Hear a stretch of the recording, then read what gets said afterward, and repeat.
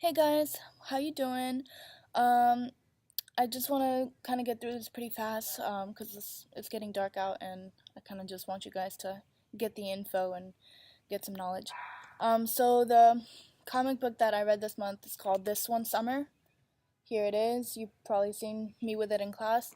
The creative team is Jillian Tamaki and Mariko Tamaki. The publisher is First Second Books.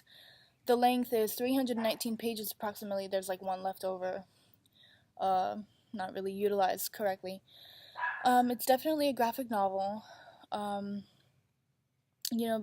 because there's a lot happening, and it's pretty long form given the page count, and there's more than a few characters involved, and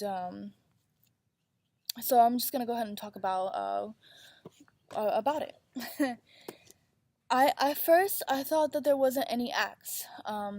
Because of the way that it's structured. There are so many double page spreads that I didn't, because at first I read it and I enjoyed it for what it was. I didn't really pay attention to the structure, but if I had to choose, I would say that, Act 1 begins and it doesn't end until um, page 115. That's, sorry.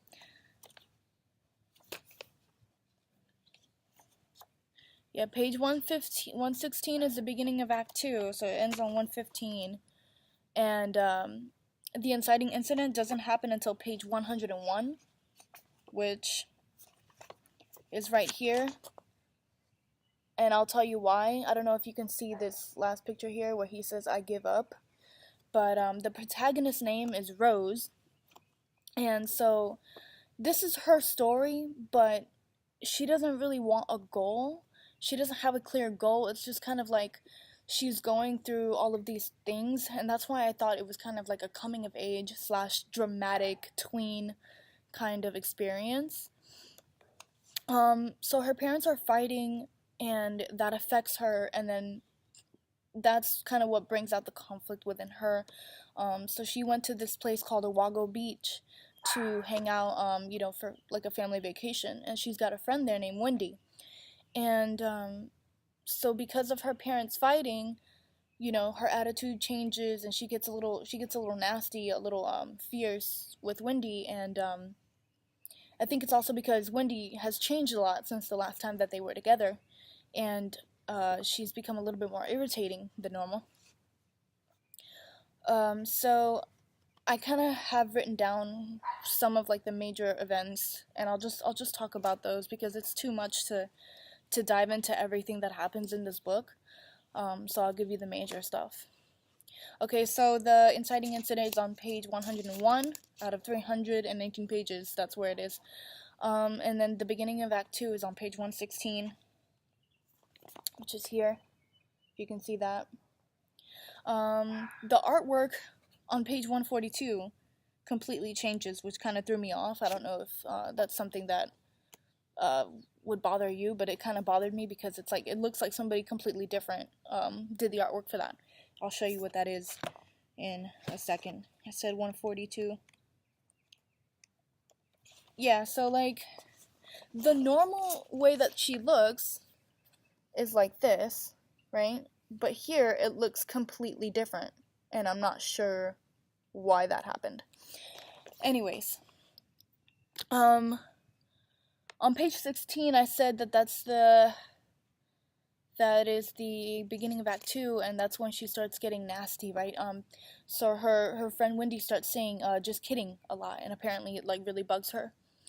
So then the conflict starts arising, and it gets pretty rough on page 226.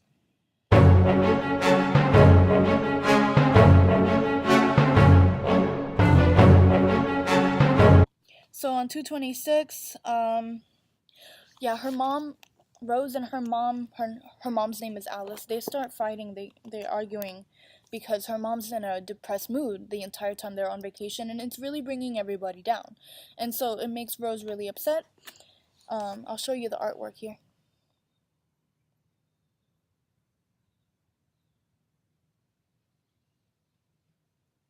Yep. Okay. Um, I want to say that Act 2 ends on page 230. That's what that looks like. Okay, Act 3 begins right after, and the climax for Act 3 doesn't start until page 288.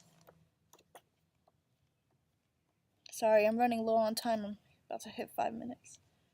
So 288, after all of this stuff happens, they have another fight, and Rose walks off by herself. And then a couple pages go by, and they're at this campfire, and there's a girl in here who's not really too important, but her mom, Alice, saves her from drowning on page 288, and I'd say that's the climax because that's the most major visual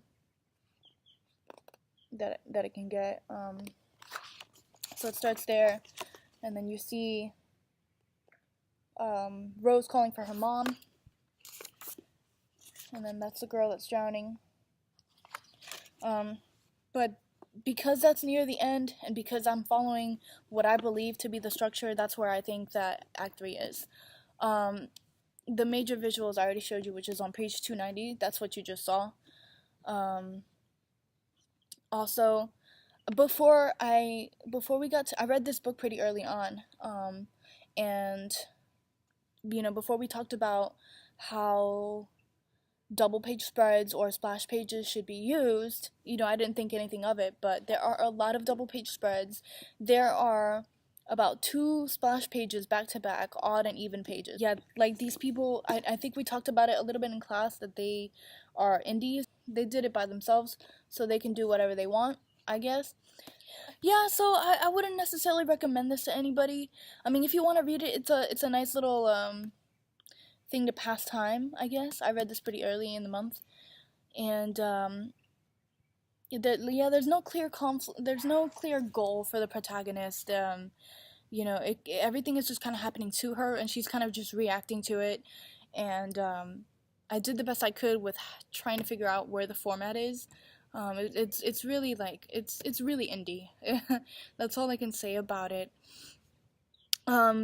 There's a lot of images. There's quite a few panels that have I think what it's called a non sequitur transition, and it's not really clear what's happening, but they have like a time caption to show us where or what time it is, but it's not clear what's happening, and it really throws you off. And I think it has a good directional flow. I never get lost as far as where the words are and the flow of the comic page. But I don't have any more